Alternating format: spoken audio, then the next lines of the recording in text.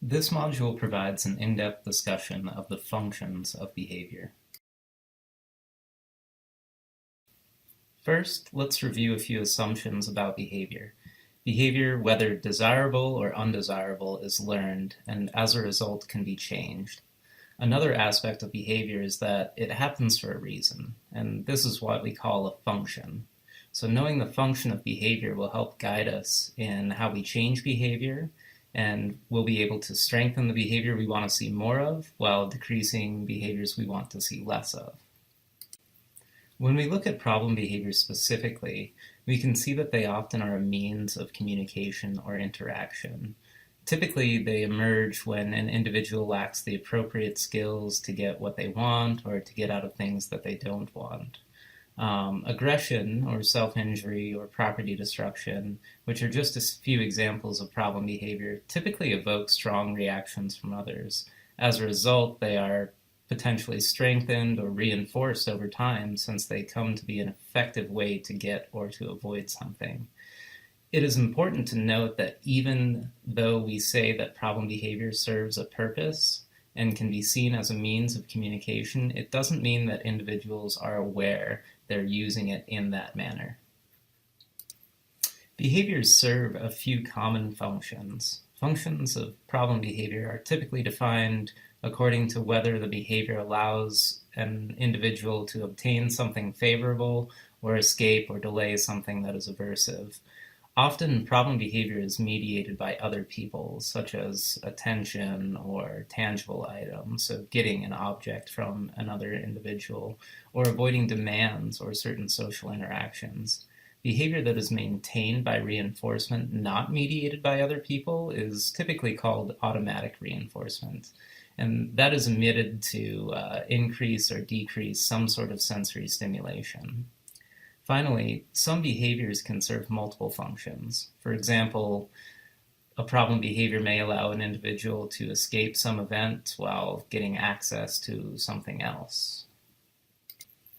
If we look at the repartition for functions of behavior presented on this slide, we notice that for individuals who exhibit problem behavior, the majority of problem behavior is maintained by some sort of social function, whether that be getting access to attention or some sort of tangible item, or escaping something that may be undesirable. And this data comes from years of research on the assessment of functions of behavior. As we saw on the previous slide, there are a few very common functions of behavior. And that means that if a behavior exists, it is being reinforced by something that's happening in the environment. So it's our goal as behavior analysts to identify the function of a certain behavior in order to develop treatments to better address that behavior. It is important to note that the functions of behavior may vary from one behavior to the next or from one individual to the next. So that means that just because one individual exhibits a certain behavior that might be maintained by attention, another individual who exhibits a similar behavior, that behavior might not be maintained by attention.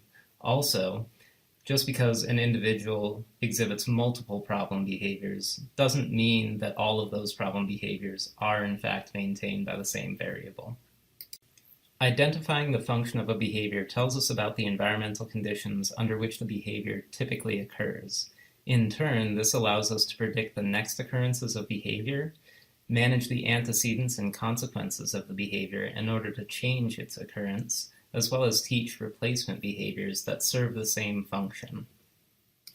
Behavior maintained by positive reinforcement that is socially mediated typically involves getting something such as attention or tangible items, and involves an interaction with others.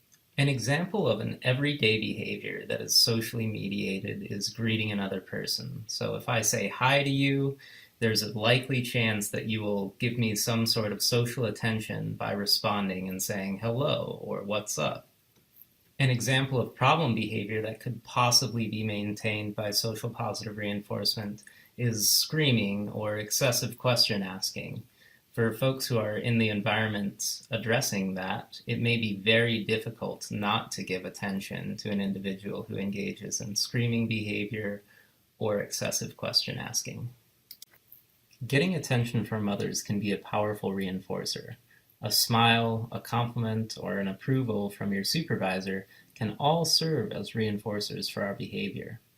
Now, problem behavior maintained by attention often happens in contexts where attention is infrequent. For example, if an individual lacks the appropriate skill to gain someone's attention, or other people are frequently busy or occupied with their task, an individual may exhibit problem behavior in order to access some of that attention. When looking at problem behavior maintained by attention, it is important to understand that attention can take many forms and can happen inadvertently. For example, praise, laughs, comforting, or making physical contact with someone are all ways people can get attention. But sometimes a small turn of the head, eye contact, or even a subtle facial expression can function as a reinforcer. Reprimands, disapproval, or warnings, which are typically described as unfavorable, can often serve as reinforcers as well. We see that attention doesn't have to be pleasant or warm to function as a reinforcer. Using the ABC model presented in an earlier module to analyze how attention can function as a reinforcer, we can see that an individual who lacks the skill to gain attention from others appropriately might gain attention only when engaging in some problem behaviors, such as self-injurious behavior. Often, when the individual engages in this behavior, he is required to stop. However, reprimands, while they might initially appear as a way to make the behavior stop, might actually be strengthening behavior. It may actually function as a reinforcer. Just as with problem behavior, our everyday behavior serves the same functions. For example, telling jokes, talking to a friend, or smiling are some of our everyday behaviors that are typically maintained by attention. However, it is when the behaviors are inappropriate, happen too often, or for far too long that they're considered problematic. For example, a child who frequently stands on the table and gets warned by an adult, a student who runs around the classroom and makes his peers laugh. Those are both examples of problem behavior that could possibly be maintained by attention. If those behaviors keep occurring over time, it could possibly be because attention functions as a reinforcer for those behaviors. In the next video, you will see Jack, who is crying and screaming, while his father is trying to help calm him down. It is likely that attention given acts as a reinforcer and maintains this problem behavior. What are some of the ways? Are you taking deep breaths right now? I can't. I'm sorry. Take a deep breath.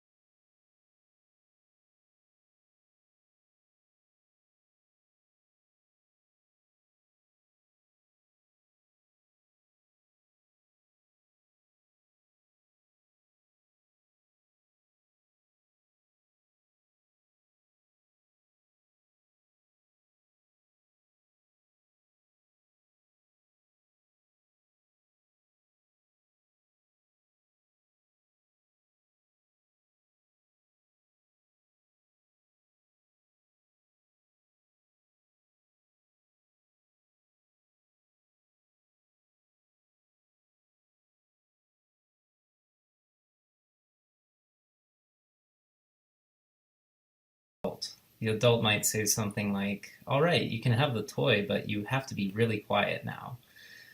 This might be effective at calming down the child, but in turn it might result in increased protests or crying or requests for toys in the future if a child is in a similar scenario.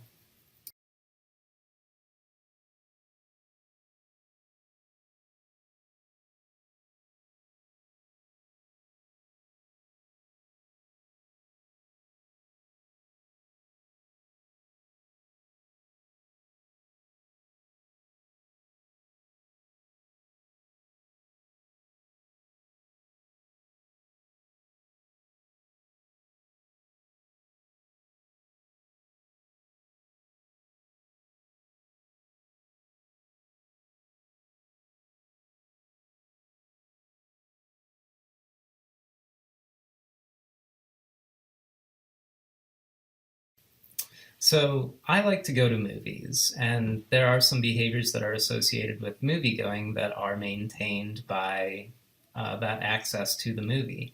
And that movie we're going to call the tangible item right now, or the activity. So I go up to the cashier and I buy a ticket, and then I'm allowed into the movie. I wouldn't just go up to the cashier and buy tickets and not go to the movie. So that means that my ticket buying behavior is most likely maintained by access to the movie. So where we run into issues with problem behavior is if students are engaging in either excessive behavior or behavior that could be potentially dangerous in order to gain access to certain items or activities. For instance, if a student is supposed to be engaged in an activity like an academic activity and instead runs over to the computer, that could be problematic for their academic skills. If a child does not have the appropriate skills to request a toy from the peer, but instead hits them, we can probably say that that behavior is maintained by access to that toy that they then acquire through hitting their peer. In the next video, Finn is being denied a request to go eat out at his favorite restaurant. He immediately engages in self-injurious behavior. These behaviors might be maintained because in the past they have allowed him to access preferred items or activities. No in and out, no Five Guys. We exhibit many everyday behaviors that help us get out of things that we just don't want to do or don't want to engage in. For example, if I'm engaged in a conversation with an individual and I find that particularly aversive, that is, it might be uninteresting or it might make me feel kind of uncomfortable or awkward, I may end that conversation and walk away. Behavior that is maintained by that negative reinforcement allows an individual to escape or delay an aversive event, such as like work or a difficult task. For individuals with problem behavior, that may be some very intense behaviors, such as self-injurious behavior, aggression, disruption or property destruction. Those can all be very powerful ways to terminate activities. For example, if you give a child a math assignment and that math assignment is ripped up and that child is then in turn sent to the principal's office, they're successful in escaping that task. And not only that task, but they've escaped that instructional setting as well. So let's take a look at that scenario that we just discussed in our ABC format. If an individual is presented with a difficult academic task and they don't necessarily have the skills to successfully complete it, or the response effort in completing it feels too high for them at the moment, then they may possibly rip up that worksheet as a way of delaying or terminating that task. If an individual is asked to remove themselves from the classroom, or if they're put in timeout or sent to the principal's office, that may successfully delay or eliminate that task. Now, we want to look at it in a functional perspective because if that behavior begins to happen more in the future, we can reasonably say that that behavior is maintained by the escape from that activity. Let's take a look at some everyday behaviors that might be maintained by escape. So for instance, paying a bill on time might be a good way to avoid further fines. An individual might bite their hand when they're asked to make their bed, and if that biting of the hand results in a delay or termination of that request, that might be maintained by escape. If a student lays their head down on the table when they're asked to complete math problems, that might also be maintained by escape. Or if a student is hitting their peer sitting beside them when they're asked to complete an activity, and that results in the termination of the activity, that may be something that's maintained by escape. In this video, you will see Matt, who is finishing a worksheet. However, most of his time is spent talking, laughing, and getting out of his seat. Those behaviors are likely to be maintained by escape from the demand of completing the worksheet. Behavior maintained by automatic reinforcement, also called sensory reinforcement, are behaviors that are either desirable to the individual, so they create some sort of internal sensory stimulation that's favorable, or they allow somebody to reduce some unfavorable stimulation within themselves. Unlike behaviors maintained by attention, escape, or access to tangibles, Behavior maintained by automatic reinforcement can happen when an individual is alone.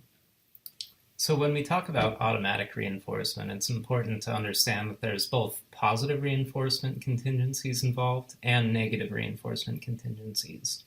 So an example of a positive reinforcement contingency is rubbing one's hands together or playing with the hair.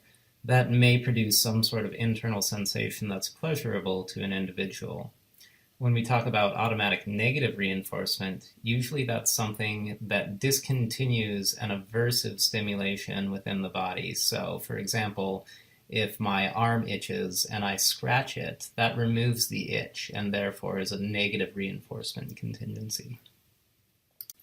An example of automatic reinforcement, or a behavior that's most likely maintained by automatic reinforcement, is making vocal sounds. So if there's low auditory stimulation, somebody might engage in talking to themselves or singing in order to increase that auditory stimulation.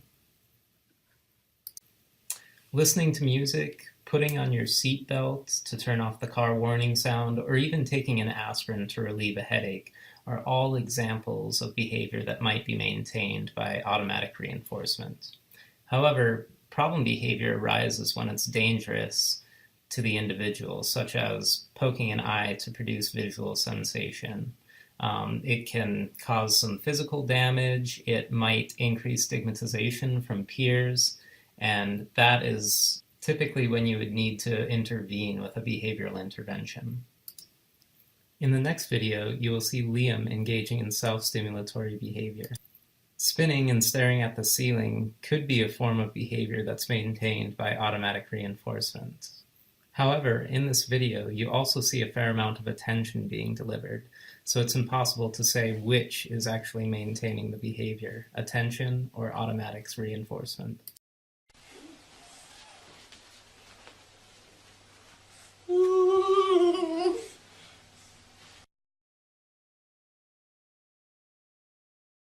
Finally, some behaviors can be maintained by a combination of functions.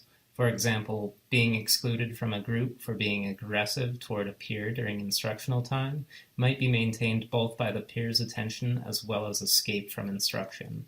Similarly, a student covering and uncovering his ears while asked to solve some difficult math problem might be maintained by automatic reinforcement as well as escape or delay of the task presented.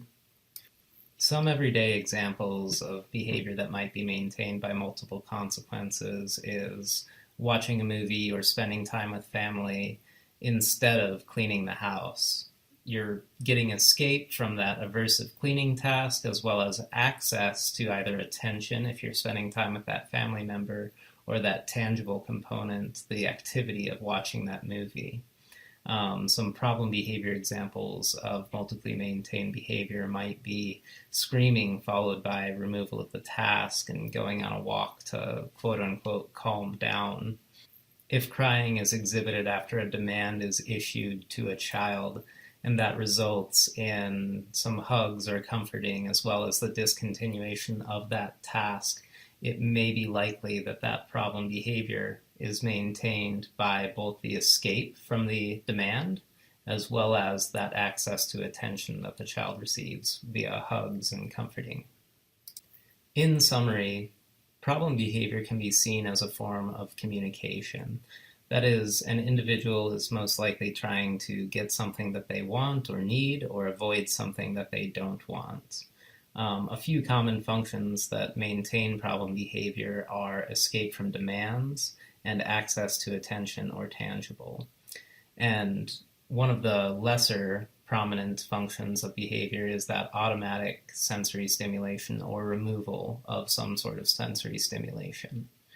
Another take-home from this module is that sometimes those consequences may be interacting with each other. So somebody may exhibit problem behavior in order to get escape from an undesired activity and gain access to a preferred individual's attention. Or an individual may exhibit some behavior that allows them to escape a task and access some sort of automatic sensory stimulation.